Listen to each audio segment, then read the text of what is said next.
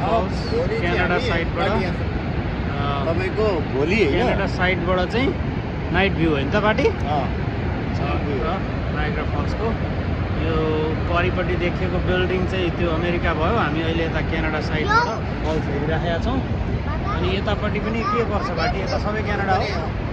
यो चाहिँ क्यानाडियन साइडै हो यता तर अमेरिकातिरबाटै झरेको छ होइन अमेरिकातिरबाट झरेको छ तर यता चाहिँ क्यानाडियन साइड यहाँबाट चाहिँ भ्यू राम्रो देखिन्छ यहीपट्टिकै भ्यू राम्रो देखियो बिचमा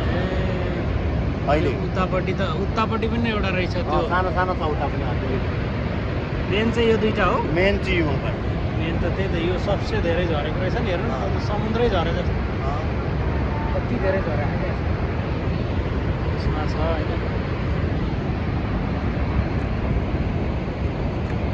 भोलि हामी छेउबाट हेर्छौँ बाटे यो चाहिँ लाइक